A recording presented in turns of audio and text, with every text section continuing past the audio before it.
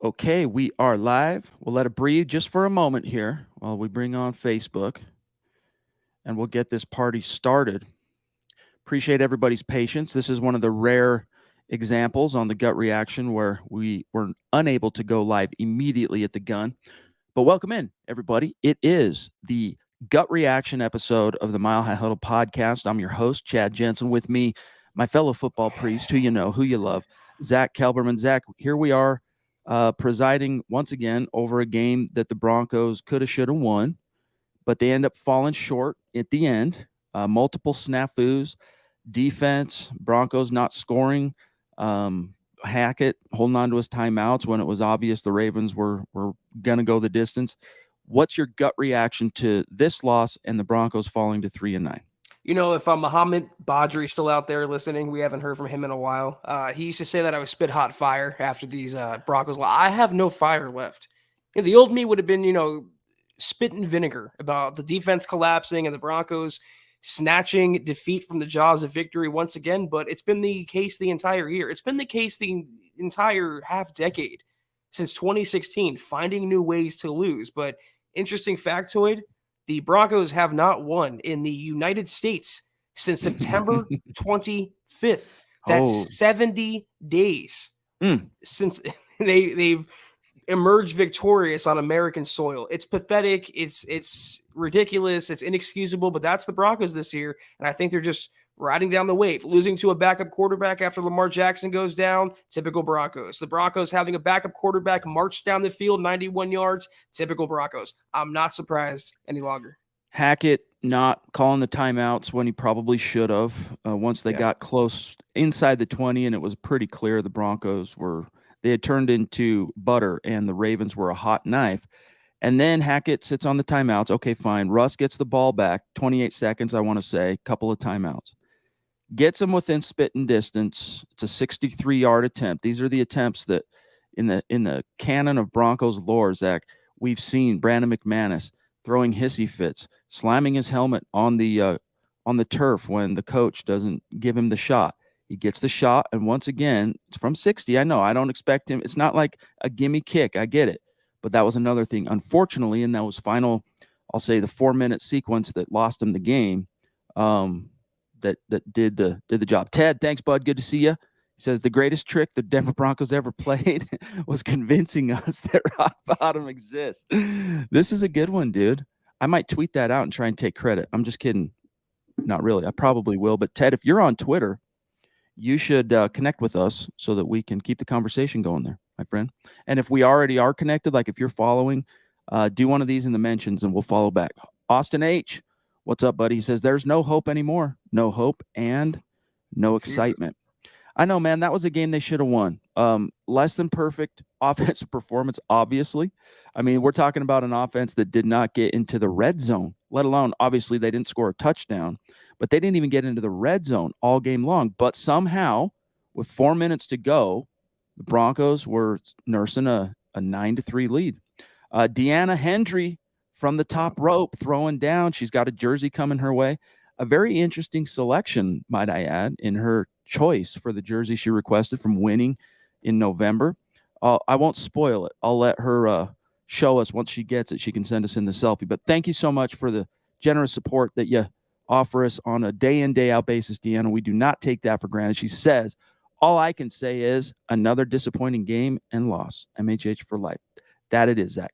I feel so bad for Broncos country. And I've said that almost every podcast. I don't care about the players so much. They're multimillionaire, world-class athletes. I feel bad for all of y'all that spend your hard-earned time, money, energy, investment into this product year in and year out and have to go through these losses to the point where Broncos country is beaten down now, Chad. Look at the last comment we flashed. No hope anymore, no excitement, whatever. We've all accepted the pit of misery the Broncos are in, and I feel so bad for people like Deanna, so bad for people, all of y'all, everyone watching us, listening to us. There's nothing left to be said anymore, and I think the debate has centered to if this isn't rock bottom, if last week wasn't rock bottom, if the week before that wasn't rock bottom, what is rock bottom for the 2022 Broncos? Have they reached it yet? Is it next week when they get slapped around by Mahomes and Andy Reid? I do not know, but with each loss, it's the boot on our collective neck. comes down a little tighter. It's hard to get too upset when you're expecting defeat, but still, it's. I'm not going to lie and say that I'm not frustrated by seeing the incompetence on display in certain sectors of this game. Diamond Rattler, thank you for the super chat. Long time member of our community. Great to see you, bro. Yeah, is it even embarrassing anymore? That's a good question. David says, hey, Chad, Zach, and Scott, Broncos country. Today's game was no different from the rest. I'm speechless. We lost to a backup. That's the thing, Zach, is the football gods smile upon the Broncos, and Lamar Jackson, I don't know, 3 series in, maybe something like that, exits. That quad acts up that he was on the injury report. It's been bothering him, and he does not return. And Tyler Huntley, yeah, he formerly of the Pac-12, Utah Ute, didn't play that well, threw a pick, but when the chips were down and it was who wants it most, Tyler Huntley proved he wanted it more than at least anyone on that defense. Jess, only 10 points and it isn't good enough. Get out. I know. That's the frustrating conundrum that we're in right now, is on one hand you go, hey, man, this was a defense that was pitching a 3-point game with 4 minutes to go, and they only ended up surrendering 10 points and lost. This isn't on the defense. It's not on the defense. It's on the team. All right? It's on the team. It takes, in the game of football, Zach, multiple members to tango, right? But the defense shares a good chunk of why they lost, why they relinquished a lead. They needed a touchdown. It wasn't like they needed a field goal. They needed a touchdown. They get the ball on their own 9 and go the freaking distance in the clutch. FA, dude, throwing down. Thank you, buddy. Appreciate that. You know what? While I'm at it, after we grab your super chat, I'll flash the rankings for December on super chat. Giving away another jersey to someone randomly selected in the top 5 finishers. FA says, and thank you, bro, seriously, helping us keep the lights on. He says, our defense sucks. Maybe they should pitch a shutout every game. Forget gifting the offense 2 timeouts and can't do a thing. Defense gives up 10 freaking points and we lose. Are you kidding me? The offense stinks. Yes, the offense does stink. Make no mistake, gang. When I criticize the defense for collapsing in the clutch, that is not in any way, shape, or form removing the onus from how bad the offense was. I mean, we're left, Zach, to pick nat crap, all right, out of pepper here when we talk about, well, you know what? Broncos offense, it showed some signs of improvement. Well, you know, you hit Jerry Jeudy for a 40-yard strike. That was nice to see. They showed a commitment early on to the running game. That was good to see. Russ looked a little bit more poised. The O-line seemed to hold up a little bit better, etc. But at the end of the day, where are the results? There aren't any. They continue to suck on third down. Zach, let me just throw this at you. On third down today, the Broncos converted 2 for 12 yards, or 2 out of 12 for 17% conversion. FA, you demand. Yeah, FA, thank you so much. That's amazingly generous. I hate, and I'll say it again, how it has to be black or white. It has to be either or. Multiple things can be and are true in this situation. The offense was not good enough. This is the NFL. You can't rely on 3 field goals and expect to win football games against much better opponents, even someone like the Ravens who missed their backup quarterback. But the defense did collapse on the final drive. You cannot allow a backup quarterback with the game on the line and, you know, their backs to the walls to drive 91 yards down the field and take that victory from you. So it's just indicative of who the Broncos are this year. They do not know how to win, and they are much better versed in losing. And now it's the defense that's adding to it, Chad. Usually the defense was keeping the Broncos in the game. But there was a lively, spirited debate between you and Scott before we went live as to was it offense, defense. I'm kind of on the side where, yeah, you know, the defense did collapse, but 9 points, you got to get it. You can't even get in the red zone. You don't think the defense knows that we're keeping the team to 10 points and the offense can't get into the red zone? Yep. We have fun. We have fun here at Mile High Huddle. Jason Walton, bro, thanks. He says the defense is forced to play perfect or lose. Yes. And this is what I'm trying to get at is I'm not trying to remove the onus from the offense's complicity in what happened today, okay? I'm just saying you play for a reason. You go out there, you battled. You kept them to 3 points for most of the game for a reason, right? Because you're trying to win the game. And then when the chips were down, you have a chance to slam the door. It would have been over. It would have been curtains for the Ravens. And once again, it's the defense collapses. Now, I think it's a product of having to continually carry the load for so long, not just this season, but dating back to frickin' 2015, actually, when that defense was carrying the load for the Denver Broncos that eventually went on to win a Super Bowl. So Jason says the defense, forced to play perfect or lose. It's hard to pin this on the D when the offense checks notes. 0 trips. Yep, 0 trips to the red zone. No touchdowns. Silent One says, on the most important play of the game, Baltimore with a backup quarterback had a 4 wide receiver bunch on the left and a tight end isolated on Surtain, and Surtain blew it again. Yeah, it wasn't quite as bad of a performance from, well, I don't know. Maybe, forget what I was about to say. He was penalized for a gnarly PI, and then again on that play in question, Silent One's talking about, Surtain in a little bit of a mini slump. It's nothing to go rushing to the cliff over. What he could really use is a little complementary football from his offense, right? Could you imagine how good Surtain would be in a scenario, Zach, where the Broncos are even an average scoring offense, and he's not having to constantly be perfect in order to collect his paycheck?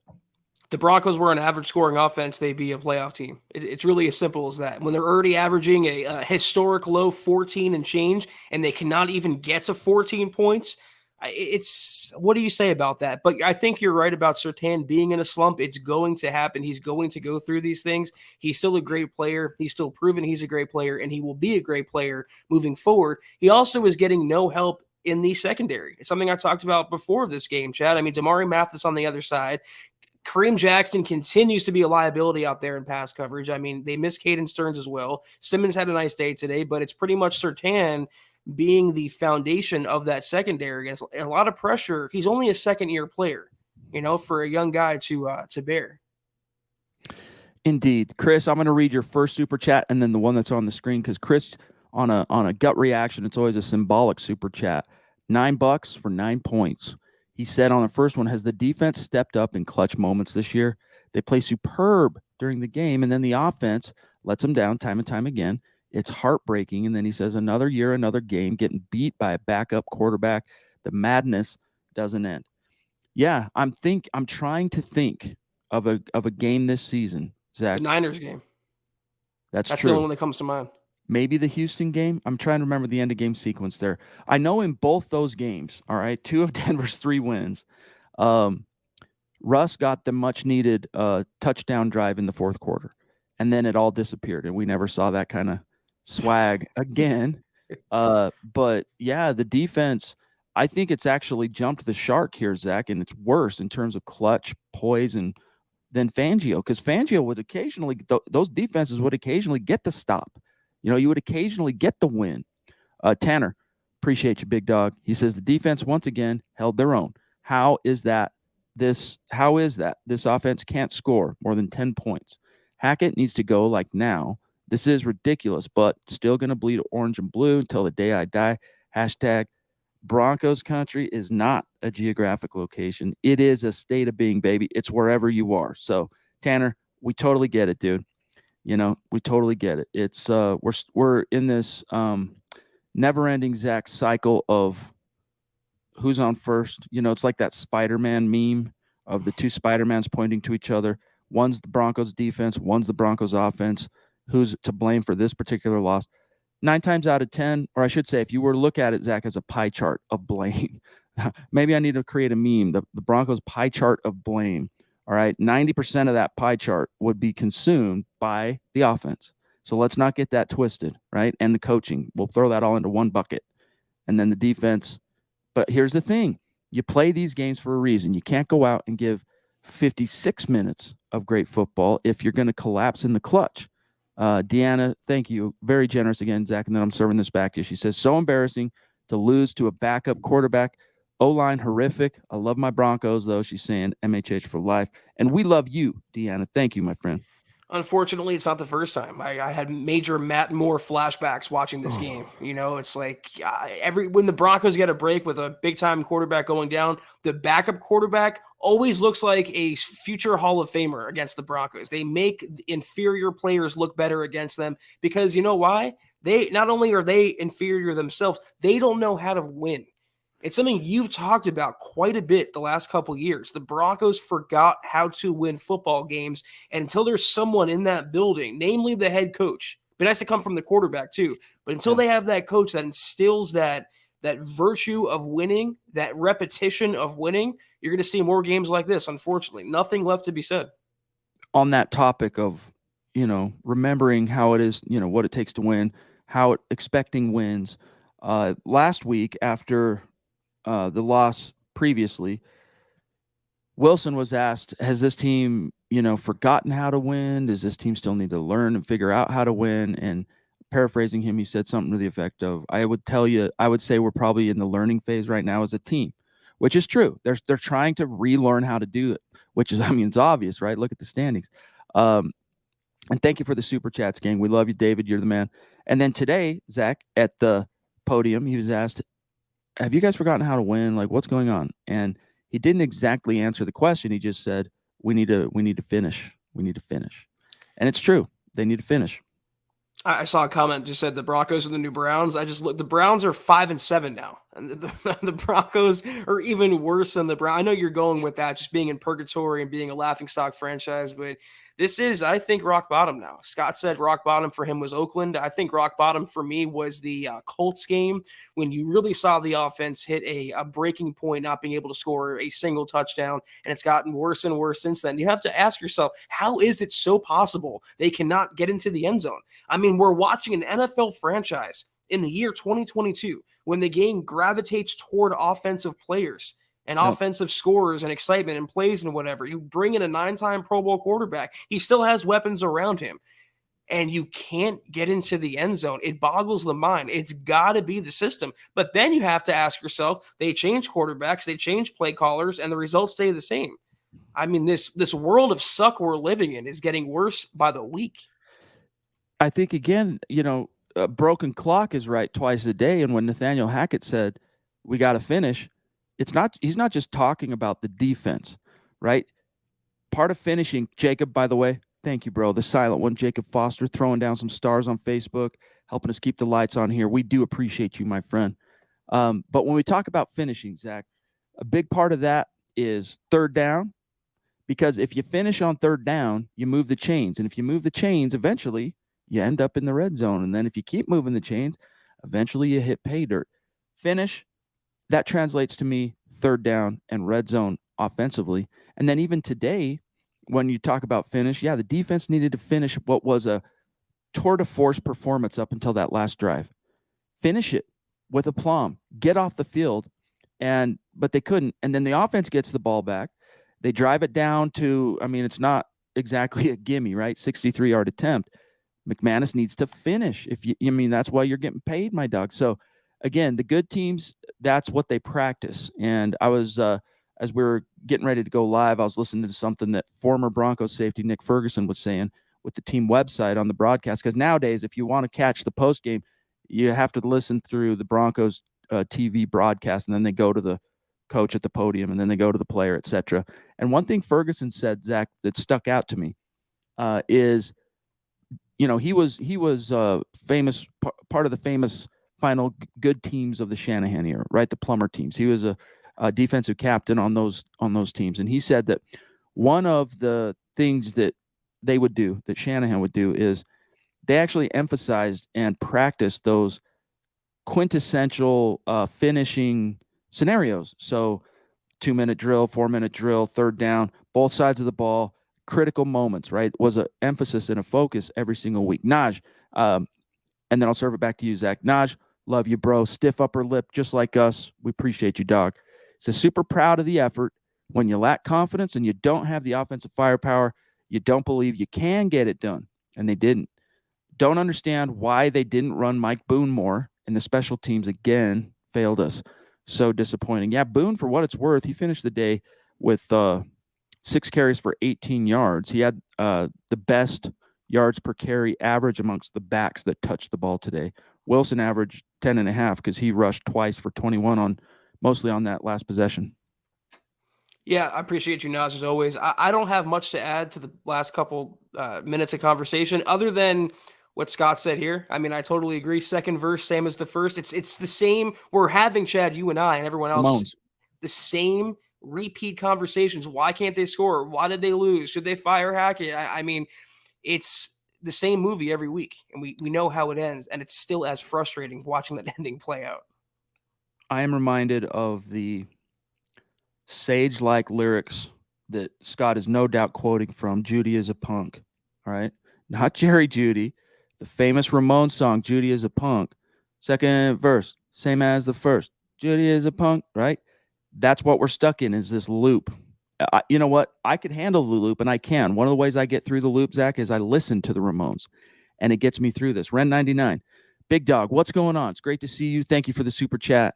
He says, the fact that our offense has regressed tremendously since last year is pathetic. The amount of injuries we have is pathetic. Hackett needs to go, and so does our strength and conditioning coach. I know. Think of the irony. I don't even want to say how rich the irony, because it's not rich. It's bitter. Think of how bitter the irony that you trade away Drew Lock and you get rid of Teddy Bridgewater and you acquire a 9-time Pro Bowler entering his age 34 season, and your offense is actually worse.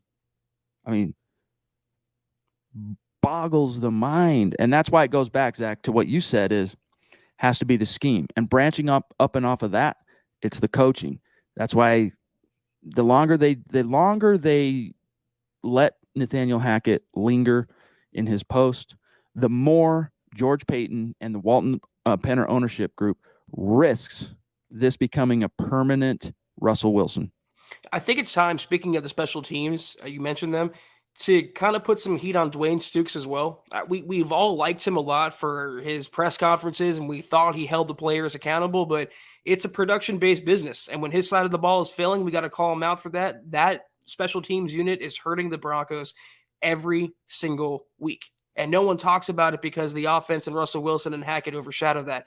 But can we officially remove the McMoney moniker from McManus? He hasn't been McMoney in quite a while now. I feel like the old McManus would have hit that 63-yarder. It's not exactly impossible. The guy on the other sideline would have probably drilled it from 73, but McManus couldn't get it done. So pretty disappointing. FA with number 2, bro, top rope, bona fide right here. This man is bona fide. He says, Kendall Hinton scored almost as many points today as Kendall Hinton scored almost as many points today as the QB. LOL. Teddy had us thinking we are a quarterback away. Wilson has us thinking we have so many holes on the roster. LOL. How do we get here? Even Zach and Chad can get more than 9 points for less than 250. Me running for my life could probably get more than 9 points, Zach. Me running for my life. And here it is. Whoa, dude. Joining a very rarefied club. And when I say rarefied, I'm talking less than 10 members of our community all time are in the 200 club, and FA just joined it with aplomb. He's actually, by 200, I simply mean an individual super of that number. I don't like to talk about numbers or whatever, but FA, dude, that's elite, and we love you. We appreciate you. Please, as a small thank you for your support, send us an email, milehighhuddle@gmail.com. Give us your personal details, your t-shirt size, your home address. Let us send you a little care package as a thank you for that support, dude, because you're blowing us away. He says, put Kendall Hinton in as a quarterback. LOL. I get it. There are a lot of injuries on the offensive side of the ball, but Evero also had injuries on defense as well and was able to keep the unit together. Coaching.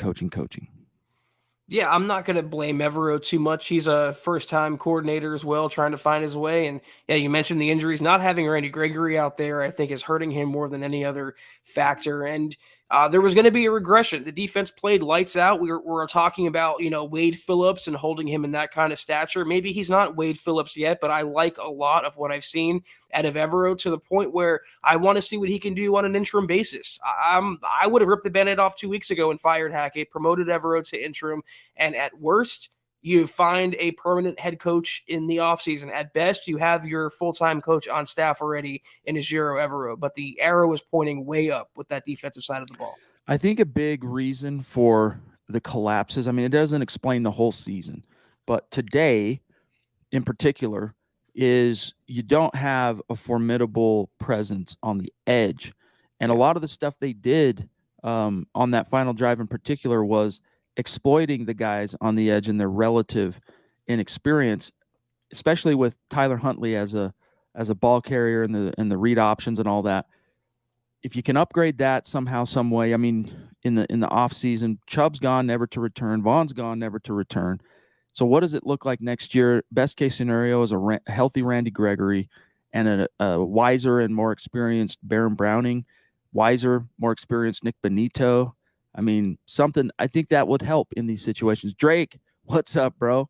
Good to see you. He says, it's hard not to argue. Pete Carroll's brilliance made Wilson look better than he was, but Hackett is pretty tough to pair with this change, though. Yeah. We've talked about that before, Zach, how Tom Brady seemed to have settled the question of who was the most responsible for the Patriots dynasty and reign of dominance for 20 years. Was it the coach? Was it Belichick? Or was it the quarterback? He leaves, goes and wins a championship. They've kind of struggled in his wake. Maybe that's what has been answered today as well, Zach, or now this season, in the fact that who was responsible for Pete Carroll from 2012 through last season, fielding 8 playoff teams in those 10 seasons. Probably more so him, but I don't want to take it away from Russ. Let's not. Russ has established himself as one of the league's elite quarterbacks, and Pete Carroll was not an offensive coach. So Russ gets to take credit, I think, for what he accomplished in Seattle. I'd like to see him build something equally as impressive in Denver, but at least he has that. Yeah, I can't speak too much about the Seahawks the last 10 years. I didn't follow them that closely, but how much credit does Pete Carroll really deserve? Because he paired Russell Wilson with Brian Schottenheimer, who, what I heard, Russell Wilson did not like Schottenheimer very much. They never put Russell behind a overly competent offensive line. It was Russell making plays on his own. So I think it's more of the product of the talent around Russ this season. Not having a running game to lean on in his age 34 season has been a big detriment because the spotlight has been on him completely. And I think now he's not 24 anymore. You see the physical decline just a little bit, not saying he's washed, whatever, irreparable, but you see the decline just a little bit. I just think Hackett, though, that was the worst case scenario looking back on it now, because he tried to make Russell Wilson into Aaron Rodgers, and Russell Wilson is not Aaron Rodgers. He tried to make the Broncos into the Packers. The Broncos are not the Packers. So you really, looking back now, it's December 4th, the season's in the rearview mirror. If you would have had the right coach, the right scheme in place, and if his supporting cast would have stayed healthy, like Javonte Williams specifically, Tim Patrick, for example, you would have had a better result this year. On that topic of Russ losing a step or two, I watched, I was pinged on Twitter for the JT O'Sullivan, I forget the name of his channel, but his YouTube channel, former quarterback. Lawrence, we love you, big dog. And he had a little segment where it showed in the previous game Russ getting kind of chased down from behind as he was scrambling right. So he broke the pocket, was scrambling right, and he kind of got chased down from behind. And O'Sullivan was trying to say, look, he's lost, where's the elite explosion? It's not there anymore. And to base it on that particular play that he was trying to, if you've seen it, you know what I'm talking about. I don't think it was fair relative to that particular context of what he was talking about. But I think he's slowed down a little. He's not quite the same explosive guy. But I remain optimistic that the right coach can come in and fix Russ. Aaron Lynch, another legendary figure in MHH. He's got lore galore. He says, should rebuild, can't rebuild. That Russ contract is something else. Brace yourselves, friends. This is going to get worse. Well, it could get better if you do one thing right, and that is get the right coaching staff in here. Okay, because a lot of the problems, Zach, that we're lamenting have been exacerbated by this merciless string of injuries this year. And so you're going to be getting a lot of good players back that can help you on game day, but all of that is for naught if you don't fix the coaching situation, and then we'll grab 19 EF. Injuries, including to Russell Wilson himself. I mean, battling the lat, the hamstring, that's a product of not putting a better line in front of him, and maybe his body breaking down, being a little older. So it's a combination of a lot of things, but I'm right there with you. If you find the right coach, and I don't know right now who exactly that might be or will be, you can definitely, I still think, win football games with this twilight version of Russell Wilson. All right, 19 EHF. Thanks, buddy. He says, but I thought all this I thought all this team needed was a quarterback. That's all I heard in the offseason. Yeah, it's how it felt, dude. I mean, we said things similar to that. Nobody can really explain this, dude, this regression and failure to meet expectations from a quarterback whose resume was as sterling as Russell Wilson's. Deanna top rope, and holy smokes, number 3 top rope. Thank you, 4 Deanna. of the night, 3, 4. These are all 4 top rope supers. She says, thank you so much, by the way, Deanna. She says, a praying Hackett gets replaced with a competent coach. Replace the O-line. They're relatively cheap to get. Have to do better next year, and praying that the new coach can click with Wilson and get him moving. We need to get to the red zone. That'd be a start. That'd be nice. Hashtag MHH for life. By the way, Eric Trickle put up an article this week, Peyton's top 3 off-season roster priorities. Can you guess what those priorities might be? OL. So hopefully he doesn't ignore it as he has, Zach, in recent years. He can't. If he even survives this offseason, which I think he will, George Payton, I mean, he's tying himself to Russell Wilson, and pretty much next year, he's going to get one more year under new ownership to see what the Broncos do before they make a decision on him as well. To the previous comment, though, is it really, and maybe y'all can disagree, is it a true rebuild is what the Broncos need, or are they just maybe not one piece away, not 2 pieces away, but a handful of pieces away? It's not out of the question to think they can go out and rebuild the O-line. The Chiefs did it. The Bengals did it. If you have a franchise quarterback, the number 1 rule is to protect him. And the Broncos went against that rule, and they're paying the consequences. But they can go out and draft a right tackle. Scott talks about it all the time, how relatively cheap guards are. You can find them in the middle rounds, perhaps. As long as you load up that side of the ball, that position, with reinforcements, I think you can really help out Russ. And really on defense, Chad, do they have to rebuild there? They have foundational pieces in place. Maybe re-sign Draymond Jones. You have your edge guys as you laid out. You have PS2 in the secondary. Maybe bring back Ronald Darby, maybe not. You still have Simmons back there. So they are not as far away as their record would indicate. I don't know why I'm feeling so optimistic right now. I'm with you. I feel like a competent coach would salvage Russ. And then from there, it all rolls downhill fairly easy. Once you fix Russ, everything else will click into place. The injuries, though, have to stop. Losing your running game, losing your most dependable receiver in Tim Patrick, that's not going to help any quarterback. Add on to that the scheme, the coaching, yada, yada, yada. It's been what you've seen this year from the Broncos. Man, Broncos country is throwing down tonight, going off. Jamil Thorne, a newer name on Super Chat. Welcome, dude. Welcome. Thank you so much. Way to make an entrance with aplomb, dude, and panache, as they would say. Thank you, bud. Seriously, Jamil, you're the man. We appreciate you. Thank you. Connect with us on Twitter. We like to keep the conversation going there as well. But seriously, bro, very generous. Thank you, Jamil. Zach, what was one of the things that we criticized John Elway for? Failing to get the head coach hire right. How important is that? I used to think this has kind of disabused me of a previous philosophy, okay? I used to think that the quarterback was the most important piece to the equation. And I'm not taking away from how important that is, okay? But this has proven, I think, or at least it's hinted possibly, that the most important piece to the equation is the head coach and the overall team competency from the coaching level down as it does trickle down. Because if you don't have, and really you got to have them both, right? If you don't have the head coach, or if you have the head coach and you don't have the quarterback, hey, you might vie for a wild card and be kind of in and out of that fight every year. You're not going to set the world on fire. But if you can team a great head coach with a great quarterback, even look at Mike Shanahan. Gets John Elway, and with a great head coach, with a great quarterback, they go win back-to-back world championships. And then the quarterback says, adios, retires, off into the sunset he goes. Shanahan makes more hay because he is a great coach with an average quarterback like Brian Griese. Very small flash in the plan before Griese kind of showed us who he really was. Then he goes out and he gets Jake Plummer, who at this point, a former second-round pick, Arizona State. He'd kind of been dismissed. The Cardinals didn't want him back. Comes to Denver. And the Broncos, once again, are a force to be reckoned with. Not necessarily, Zach, because Jake Plummer was an elite quarterback, but because he was good enough and competent enough and talented enough that that great head coach could exploit those traits.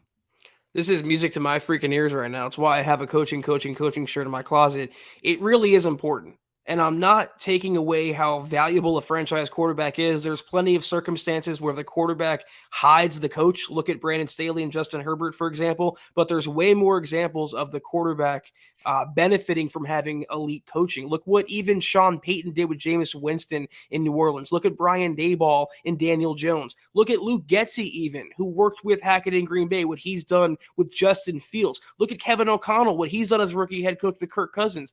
If you have that elite coach, it makes everyone else around you better. And that's why I'm saying it wasn't the quarterback necessarily that the Broncos got so badly wrong under Elway and previously under George Payton. It's been the head coaching hires. Not having that stability at the top and letting everything trickle down from there has killed this franchise. All we can do right now is cross our fingers, cross our toes that Payton, in what probably will be his last at bat for a head coaching search, gets it right. That's why I have a sneaking suspicion that the checkbook of the Walton Penner Group is fixing to write something that can shake the universe, so to speak. James Todd jumping in. Thank you, bud. He says, I've seen people actually blame the defense. Here's an idea. Score more than 10 points so our defense can actually breathe. And this is something that's worth mentioning as well. This is something that Scott and I were kind of debating before we went live. Scott's comment being that you can state as a matter of fact that the defense collapsed in the clutch. And you can do that without assigning them the blame for the loss.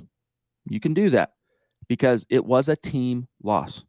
All right. It was, when you talk about complementary in the negative sense, it was a complementary team loss. Like every phase contributed to this particular loss one way or another. Aaron says, I get what you're saying about the defense, but it's not a chips down. It's not a chips are down situation. They're fried by the fourth quarter. Literally any help from the offense, he's saying, Zach, would be nice. I get that. And if I had to assign blame, even though I believe it's both, not either or, I would pick the offense. Like I said, 9 points, field goals are not good enough in this day and age. And the defense has been on the field the majority of the season. But, you know, it's not chips are down. It's game on the line. We all want to talk about the defense playing with their ears pinned back, with the game on the line, playing with a lead. They had that opportunity, and they let a backup quarterback drive 91 yards down the field, and they relinquished that lead. So it's both. They both let the Broncos down along with special teams. I think a little more blame is on the offensive side, but the defense, you cannot allow 91 yards in that amount of time to happen. Point blank, period. I don't care the circumstance. Amen. Naj, bro, thank you. Two top rope supers today, and that's just how Naj is. He's an animal who we love. He can be tamed with the right chemicals, but you have to be really smart about how you apply them. All right. Naj is a man among boys. Seriously. Next time, dude, we're hanging out more. All right. On the next meet and greet. Love you, big dog. He says Russ gave the team a shot at the end. Would have liked to see him get more chances, but I get it with the injuries. Our young receivers must be terrible. Simmons, great game.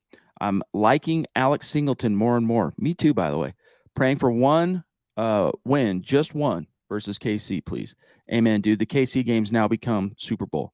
Can you get some pride? Get one modicum shred of pride back and beat KC. If you do that, maybe you take the sting, the edge off of this brutal season. If you can snap the ignominious, what is it, Zach, 13-game losing streak to the Chiefs. But your response here to Nash.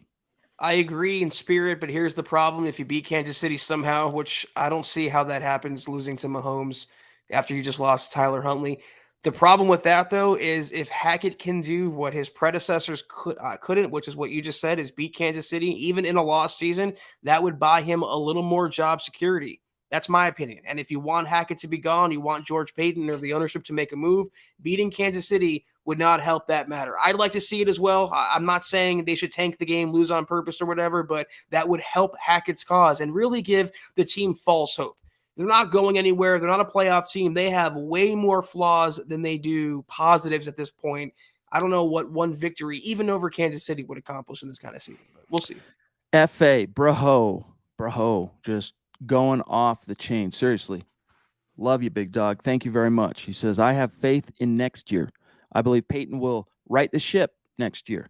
His job will be on the line. Fire Lauren Landau and get a better trainer, and we should be getting a lot of guys back. I have faith in next year.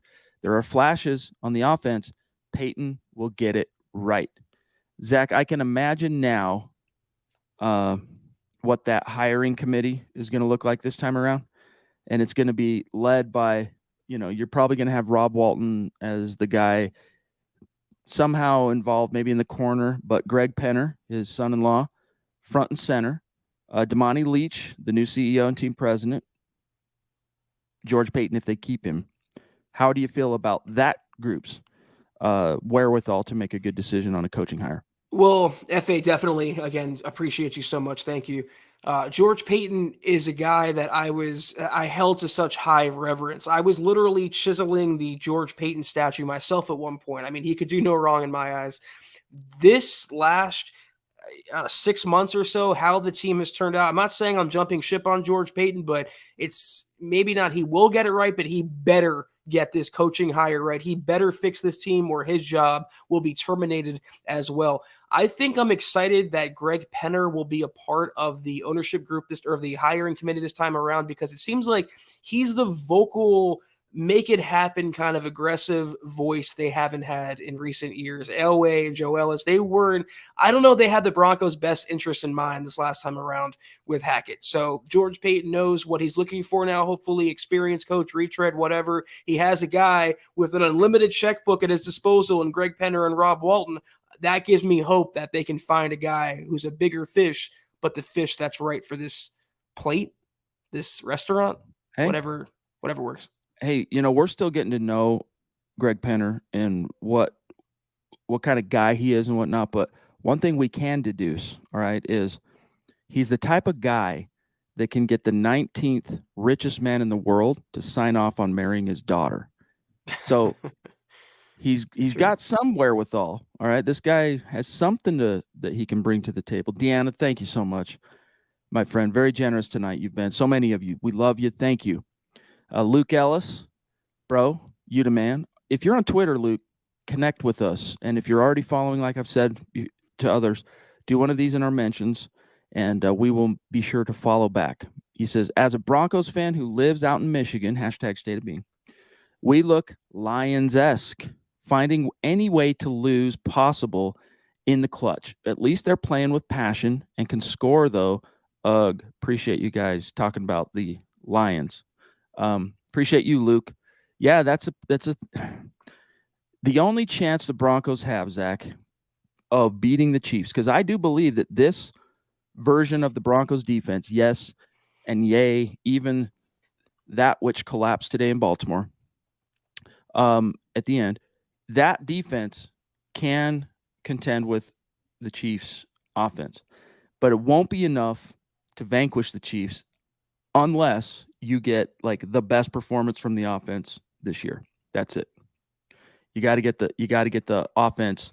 It has to figure it out, or else it's not going to happen. The defense can hang. The defense can mitigate the sting of what the Chiefs can do, but the only thing that's going to win you the Super Bowl of one of the two Chiefs games, maybe the home game, is the offense has to show up, is what I'm getting at in a long-winded way. Let me break the bad news to y'all. The Broncos are not the Lions. They're worse than the Lions because Detroit hung 40 points today on Jacksonville. Okay, the Broncos have 35 points in their last 3 games combined. Their offense is light years. The Detroit Lions offense, let me preface that, is light years ahead of what the Broncos are doing right now. And as an aside, if they were to look at a first-time coaching candidate, Ben Johnson, the OC, getting lemonade out of Jared Goff. Again, coaching. That's one guy I'd look at if they went that direction. But Detroit right now is putting on a clinic compared to what Denver's doing. So the Lions are 5-7, Packers 5-8, Bears 3-10, the Vikings 10-2. Man, swing and a miss there, Kevin O'Connell. David Wilder, thank you, bro. Number 2 today says Hackett should just take the press conference tape from last week and play it today. He won't say anything different. Yeah, it's second verse, same as the first, no doubt. Chris Chances, thank you, buddy. He says Zach and Chad and Scott still the best in the business. Love you. Like Lord Vader said, I find the lack of the Broncos play disturbing. Did my best. Hashtag MHH. Big dog. Love you. Jeffrey, what's up, bro? He says, lifelong diehard. This feeling every week is awful. I do think coaching and adding some free agents, with that, we can drastically improve. Yeah, and getting so many of your studs back, right? Getting Garrett Bowles back, getting Randy Gregory back. I mean, Tim Patrick. Who else am I missing here, Zach? I mean, we'll see what happens with Billy Turner, but he was one of your penciled in starters this season. Still haven't seen Tom Compton this year for what it's worth. Jacob Foster, the silent one, being not so silent with his actions. We love you. We appreciate you, bro. Seriously. Aaron Lynch, big dog, throwing down again. He says the Browns actually built a fun, quirky culture around losing. We don't have that yet. Yeah, we're still too serious about it. We haven't embraced it, I guess. That's what it is. Is the Browns eventually said, "Hey, water's wet. The Browns lose every year." The Browns fans, so hey, I think they just accepted it and made the best they could out of it. Could probably get a good deal on some paper bags from the dog pound, though. He says eye holes are already pre-cut. Zach, I mean, here's the problem, though. The Browns had that quirky culture because they were drafting quarterbacks that didn't work out, but they were still drafting quarterbacks. They weren't renting other teams' quarterbacks. The only one the Broncos have drafted in the post-Peyton Manning era has been Drew Lock. And you can still debate whether they ever gave him a real chance or committed to him fully as a potential franchise quarterback. But, yeah, it is that paper bag overhead type of year we're in. Silent One, what's up, brother? Again, thank you. He says, would you guys be in favor of releasing and or trading everyone, eating Russ's dead cap, no more team, signing all league minimums for 2023, losing out next year, and then drafting Caleb Williams for 2024 with the first pick? Zach? I'm assuming this is tongue in cheek, and I think Caleb Williams will be a good quarterback at the next level. But yeah, you're stuck with Russell Wilson because you have to field a team around Caleb Williams. You have to field a team around any quarterback, and you can't do that when you take those drastic measures. The Russell Wilson contract is what it is. The Broncos have to eat it and work with it as best they can. Savage Boy Kev, I want to grab we try to get at least one Twitch per stream.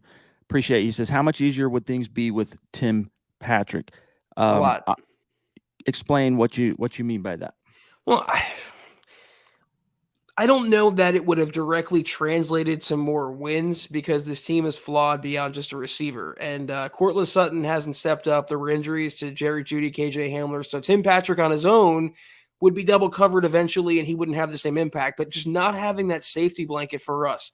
And Greg Dulcich, to his credit, he's turning into that safety blanket. That's definitely a positive they can build around going forward. But Tim, unlike Courtland, unlike Jerry, unlike KJ, so reliable, so clutch, strong, sure hands, wide catch radius, just a dependable guy like a Tyler Lockett out there for Russell Wilson. Every quarterback needs one, and not having that. And I said it when TP went down in training camp. It was going to be a massive blow to what this offense wants to do, especially a timing offense like what Hackett wanted to run with Russell Wilson. From a size perspective, he is basically Courtland Sutton. But a few big differences between Sutton and Timmy P is Sutton's a much more explosive athlete, but Timmy P is a much more savvy technician. He is a better route runner than Courtland Sutton, so you would get some separation benefits there. And I think really when you talk about how much easier would it be with Timmy P, third down, you'd have a lot more I think you'd be at least modestly better on third down because Timmy P does not drop the ball, and Russ would have a good place to go on third down, but we'll find out next year. Deanna, yo, thank you so much, my friend. She says, got to wonder what's going on in Wilson's mind or what's going on in his life. He's been flat and looking like he isn't in the game. Makes me wonder. You guys are awesome. We're not too good at speculating on his personal life, but I will tell you that I think this is a very new experience to Russ, not just the losing. I mean, it's not like he didn't experience a couple of rough seasons in Seattle. He did 2 seasons that they didn't make the playoffs with Russ. He's experienced that, a disappointment and all that stuff. but he never became a punchline. People would joke about him. Don't get me wrong. I mean, he's kind of just had that thing about him that has always made him an easy target, even when he was the guy on top of the mountain. But Zach, I think becoming a national lampoon has affected him in some way, and that's why again it's critical you get this coaching hire right so they can start rebuilding him from the inside out. I want to go back to TP for 1 second. I want to say it really wouldn't matter all that much in hindsight now. I mean, TP could be on the field doing this wide open. If Russell Wilson is under duress and can't get the ball off, I mean, that's not going to matter who you have out there. And if he doesn't see Tim Patrick like Russell Wilson has shown this year, missing open receivers, it won't matter. So that's why it goes back to it not being an either or. It goes back to being an apply all to the Broncos issues. And in terms of Russell Wilson, psychologically, mentally, I've noticed that, as of you, a lot of people for months now. I don't know what's going on personally, what's affecting him psychologically, mentally.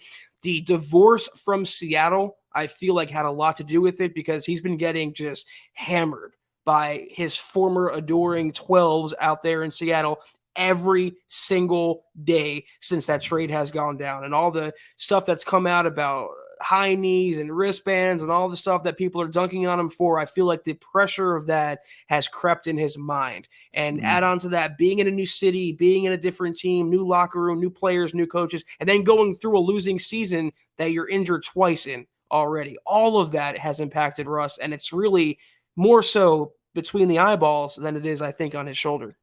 Seahawks fans have revealed themselves to be the type of people that kick a man or a person when they're down. And what that says about Seahawks fans, I'll let you jump to the conclusion. Maybe painting with too broad of strokes, because it's always the squeaky wheel that gets the grease, right? And in this case, the squeaky wheel is that portion of Seahawks fans we see in our mentions, that we see in the chat, that come in to gloat and clown on Russ after a loss or whatever. That's not all Seahawks fans, so I probably shouldn't paint in too broad of strokes, but it is an implication to be drawn anyway. Patriot Tex, he says, what answers will Peyton or a new GM have to fix this? Cap strapped and not enough picks to fix the Swiss cheese roster. World of suck here to stay. I don't agree with that, Patriot Tex. Look, you did mortgage the future in a sense when you gave up two ones and two twos to get Russ here, and then you completely saddled the salary cap with that new contract that you can't get out of anytime in the near future. Those are two obstacles, but Peyton, he started kind of chipping away at one of those by getting a first round pick back for Bradley Chubb. You lost Chubb, but you were probably going to lose him anyway as of 2023 because he's a free agent unless you wanted to re-sign him. And the Broncos, they weren't sure enough about him to say, yeah, he fits into our future. We're comfortable paying him. So they got out of the Bradley Chubb business and got a first-round pick in exchange. If you think about getting the head coaching hire right, then what happens? What does it look like with the right head coach? Just for fun, let's all imagine for a moment, all right? Let's fantasize that Sean Payton takes a ridiculous contract to come here. All right, well, you gave up your first-round pick to get him from the Saints, but he's here now. And then what? Well, you get the Sean Payton effect, but you're getting back Garrett Bowles, you're getting back Randy Gregory, you're getting back Tim Patrick, you're getting back Javonte Williams next year. The list goes on. That's going to be a big boon. And whatever you end up doing in free agency, the Broncos will have plenty of cap space next year to sign free agents. How well they're going to be able to recruit, now that's a different story altogether, but it's not as if this team is completely – they're only saddled in the – permanent Zach world of suck if you can't get the coach that fixes Russ. If you don't fix Russ, then yes, you're stuck. But that's why the head coach hire is so crucial this time. Yeah, absolutely paramount. And I know it's terrible right now. It's really, really terrible, but I don't think it's absolutely Armageddon as some are making it seem, because they're going into the offseason and you can rebuild in a year now. You can rebuild in the same offseason. That's the name of the game in the NFL. Teams can go from worst to first or close to first pretty quickly. They're going to have about $30 million when you roll it over, though, of salary cap space for next year. They have, a handful of draft picks. They have a first, they have 2/3, they have a fourth, a fifth, and a seventh. And I guarantee George Payton will probably trade down in one of the third round picks to grab some more. Getting that first round pick back for Bradley Chubb was crucial. They can make some moves. They can rebuild the team. They can enhance the team around Russ, but it comes down, like Chad said, and what common sense is dictating here. They get the coaching hire right. They fix Russell Wilson. Everything else will fall into place from that point. All right, guys, we're running out of time, so anything burning, get it in the chat. Ren99, when is the last time Denver's offense has been this horrific? I can't think of a season we failed this badly. Well, in recent memory, there's literally not an offense this bad since 2000 in the NFL. So for what it's worth, Robert Bishop, thank you, buddy. Appreciate you. It's that bad. I mean, the last 22 years of NFL professional highest level football, no offense has been as impotent as the 2022 Broncos. Mac Dog, what's going on? Our young friend down in Texas jumping in with a super chat. Thank you, bro. He says, it's time to stop blaming Russ. The O-line is garbage, and Hackett's offense is the same. Go get someone that can coach Russ. Sad day in Broncos country. Broncos country, let's hide. I feel you. But, hey, Russ has to take and own up to his fair share of the blame for this season. But I think the spirit of what you're trying to say here, Mac Dog, is go get a coach that can maximize Russ. Ben Wallman, thank you, bud. Yeah, there's always a debate breaking out in the comments, especially after a loss like this by the Broncos. What's the problem? Is it Russell Wilson? There's team blame Russ and team protect Russ. And I don't think either faction should be standing, quite frankly, because it's everything. No, Russell Wilson has not been good this year. He's played very poorly. He's not been playing anything close to what he was paid to play like. But the offensive line, having third stringers, practice squad guys out there, losing your starting running back, losing your most dependable receiver, your other receiver is going down, working a tight end, your only safety blanket, really, a guy that Russell Wilson leaned on in Seattle, that's a rookie player as well. And the cherry on that crap sundae is your head coach and former play caller being so deer in the headlights, so incompetent, so just not cut out for the job like Nathaniel Hackett. So I'm not saying blame Russ or not blame Russ. I'm saying you're stuck with Russell Wilson for a couple more years. At absolute minimum, you are not stuck with Hackett for the next couple years, absolute minimum. All we can do is put on a brave face and optimism and hope that the next coach can fix Russ, and this season was an aberration. Neil, he says, hey, guys, I'm not listening live, leaving BWW now. I don't know what that means. Syntax. What do you got? Syntax? Buffalo Wild Wings. B-dubs. There you go. After suffering through a horrendous loss. Offense is putrid. Fire Hackett now. Thanks for your great show. Thank you, Neil. Hope those wings hit the spot, big dog. Hope you got the pretzel for the appetizer. Yes. Howie, frickin' day, throwing down some frickin' stars. Thank you, big dog. It's great to see you. Aaron Lynch. Wow. Thank you, bro. He says, Denver is now down to 14.27 points per game this season, the worst by any team in the NFL since 2000. The Browns then averaged 10.1. Love you, boys, but I'm still going to bat for the defense, even if they're not perfect. Cheers. As well you should. Yeah, I mean, the defense is the tip of the spear. It's the only thing keeping this team formidable in any way, shape, or form. So that's absolutely the truth. Yeah, I mean, I've been very impressed by the defense. I really do like Evero as a longtime defensive coordinator, if he would allow that and not move on to greener pastures. But you have to call a spade, and they played really, really good for 59-plus minutes, but you have to play good for 60 minutes, like Chad said earlier, and they let it down in that moment. If we criticize Vic Fangio, which Chad and I did quite a bit in that era for the defense breaking down in crunch time, I got to do it with Evero as much as I like him. Tony D.A. it's been a minute, bro. How have you been? We've missed you. Thanks for the super. He says, this clearly started when Kubiak stepped down. We hired 3 coaches with no experience and 3 fails. Get an adult in the room, especially with Russ not showing that he's the alpha. We need an alpha to take this team over. Yeah, Kubiak, we could sit and blame the bad decisions of Elway on the hiring front. Peyton's swing and a miss. You can point to the Russ contract and all that stuff, but really blame Gary Kubiak for stepping down following 2016, because that wasn't the plan.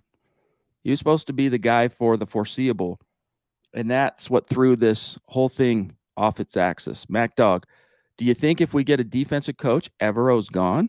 I hope not. I really hope we get an offensive coach that can help Russ and then keep Evero. Broncos country, let's hide. What do you think, Zach?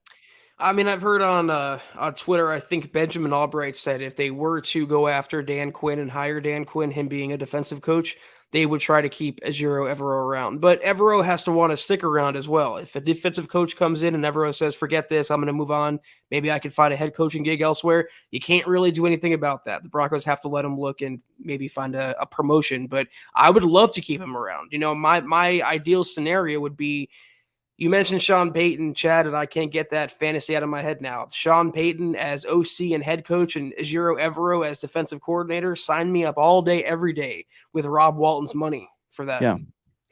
Hey, there's power in those billions and billions of dollars. Ben Wallman says we average 13.83 points per game. That's the problem. No one else is close to that bad. I haven't run the numbers, so one of you two is probably right. Naj, bro. He says, brothers, as horrific as this season has been, it's been terribly painful. Seeing you bros at the meet and greet and winning that game is a memory I'll cherish forever. Like, yeah, bro. 2-0 on those. Can't wait for the one next year. I know, dude. MHH meet and greets. Broncos are undefeated.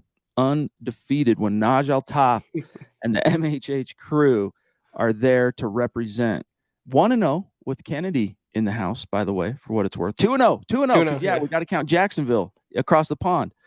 So anyway, thank you, Naj. Next one's going to be even better. Trust. We'll have to bite our fingernails like the Niners game, but a win's a win's a win. So we hope to see you next year in a better circumstance. Fractalized, thank you for the super chat, my friend. Connect on Twitter. He says, Broncos snatching defeat from the jaws of victory. Did you catch all of their league-leading stats? First in punts, first in 3 and outs, and the most pre-snap penalties. We need to fire Hackett and shake something up. Anything. It's coming, big dog. It is coming. It just feels like if they weren't going to fire him, if they haven't fired him at this point during the season, it seems like they're going to wait till the end of the year. But it's coming, dude. It's coming, and just got to wait maybe one more month. Kevin Smith, love your movies, big dog. Seriously. Same. View Askew Universe is my jam. But if it's the Kevin Smith who I'm thinking of, been with us a long time, I'm not certain that it's the same Kevin Smith because the profile's picture is different than what I recall. But Kevin, thank you for the stars, big dog. I like your stand-up too. Very, very funny. Great podcasts. I mean, legendary. Patriot Text testing. We have sent 2 today. Nothing read. No, we got you, bro. We got you, Patriot Text. And we appreciate you. Seriously. Keep in mind, gang, when we do the gut reactions in any of the tentpole episodes, sometimes it gets so hot and heavy that it's hard for us to see the chat in order. And sometimes, occasionally, either YouTube will malfunction or sometimes the software we use to stream will malfunction and we don't see everything in perfect real time. So just bear with us, big dog. You know we love you. But we are out of time, gang. Appreciate you being with us. We're gonna do our what's that, Scott? Couple more. Okay. Victor T. Can the Broncos use their first round pick to trade for Sean Payton, or can they steal Dan Quinn, or maybe bring in Jim Harbaugh, or none of the above? Zach, they can use their first round pick, depending on what New Orleans would actually want. But the first step in that equation is Sean Payton has to want to come back to coaching. And want to come to the Broncos. Yeah. And not hold out for the Chargers job or the Cardinals job, as has been speculated. I love Sean, but it's going to be a business deal to work out, and I wouldn't hold my breath on that happening as much as fanatical as it may seem. Jim Harbaugh, another fantasy, I feel like, Chad, because why would he leave Michigan to come to the Broncos dumpster fire? Though those are 2 guys, those are 2 natural leaders of men. If they were to come to the Broncos, they would turn the ship around. I have zero doubt about that. Zach, thank you, buddy. Just remember, when it comes to Peyton, it is very unlikely. So don't get your hopes up too much. But nothing rings the bell like money. Nothing. And he's already made a lot of money and all that. But if he has a chance to add another $150 million to his net worth because he's obviously still going to keep working. I keep seeing him on Fox broadcasts, like as in the studio talking head. So if he's going to keep the football thing rolling, why not make ridiculous wealth beyond, multi-generational wealth? Deanna, thank you so much. Closing it with a bang. Love you, seriously. Can't even, run out of words to say how much we appreciate and how generous that is. It helps us keep the lights on. You, FA, everybody, okay? Naj, each and every one of you, seriously, it's how we're able to keep doing this and be as consistent and dedicated and get other shows rolling, which we have some plans rolling soon to get Saturday night back up and going for MHH. So stay tuned for that. But this is how we're able to do it. So thank you, Deanna. We're going to need another nickname. We have the Princess, the Duchess, the Queen. We need something for Deanna. So anyone in the comments, let us know. Indeed. That we're going to get to the rundown, though, I think, guys. That was, as Scott said, and we have we've been through all the supers that we could get to today. Thank you so much, so much for tuning in to the Gut Reaction podcast of the Broncos loss to the Baltimore Ravens. Follow us on Twitter at the MHH Pod. Also, the main account on Twitter at Mile High Huddle, Chad at Chad and Jensen, myself at Kelberman NFL, and Scott at Scout Kennedy. If you guys want some merch, you know what it is, where it is, huddleuppod.com. Be sure you're checking that out, and facebook.com/Mile High Huddle Pod. Like that page and follow that page. Guys, if you haven't, go to Apple Podcasts and leave your football priest a 5-star review for a chance to win some of that merch each and every month. But if anything, guys, please, and gals, subscribe, like, and share this video and every video you see on the MHH channel. It really helps us grow and reach more Broncos fans just like you. That it does. And I want to draw your attention specifically to a couple things Zach said is, first of all, go get some merch. Go get a hat. Go get a T-shirt, a hoodie. It all helps us, and you get a little something out of it yourself. And then also for the month of November, the winner, all right, of the giveaway is DE on Apple, all right, podcast is DEEH2RZ. I have a suspicion of who that might be, but it's the random winner who said, Chad and Zach make Mile High Huddle podcast so interesting. My favorite pod by far. Goes inside the Broncos accurately. Love those two. When I can catch them live, hopefully keep hearing them more and more.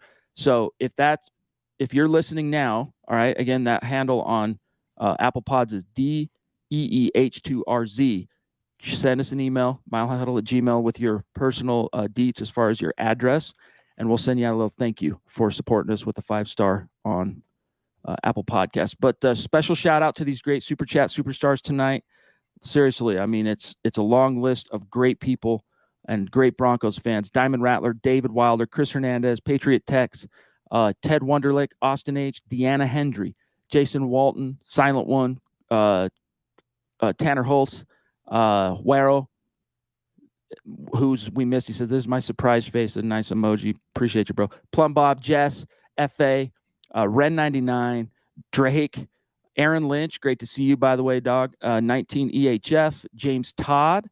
Let's see. Luke Ellis, Chris Chances, Justin Larch, Kevin G, Mac Dog, Jamil throwing down, Neil. Let's see. Don't want to miss anybody. Tony D.A. Dub, Fractalized, and Victor T. Appreciate each and every one of you. And on Facebook, Jacob Foster, Zach Bernstein, Ben Wallman, Howie Frickin' Day, Phil McLaughlin, Colby C. Collier, Jeffrey Arellano, Robert Bishop, Shar Baldwin, George Fox, Lawrence Rivera. Much love and respect, you guys. Thank you. Have a great rest of your Sunday, guys. We'll see you tomorrow for the Aftermath episode. Take care. And as always, go Broncos.